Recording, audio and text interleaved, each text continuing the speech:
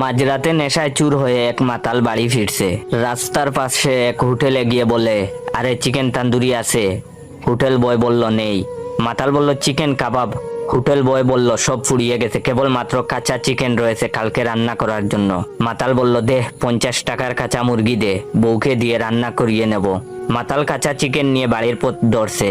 গলির মুখে একটা মুঠা সুটা কুকুর দিয়ে এলো।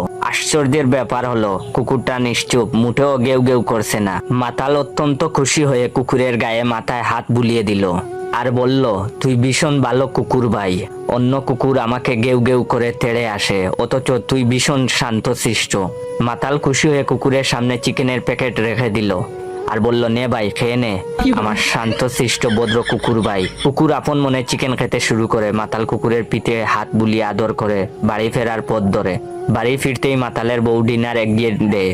মাতালের বউ বলে, ভীষণ চিন্তায় ছিলাম, যাক তুমি ফিরে এসেছো দেখে নিশ্চিত হলাম। মাতাল বলল, কেন কি হয়েছে? আমি তো রোজ দেরি করে ফিরি, চিন্তার কি আছে? মাতালের বউ বলল, আরে চিন্তা হবে না, সন্ধ্যা থেকে রাস্তায় একটা চিতাবাঘ ঘুরছে।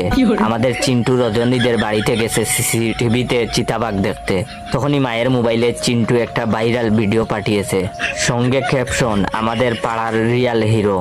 স্বামীকে চিতাবাঘের পিঠে হাত বুলিয়ে সাদরে মুরগির মাংস খাওয়াতে দেখে মাতালের বউয়ের চক্ষু তো চরক গাছ।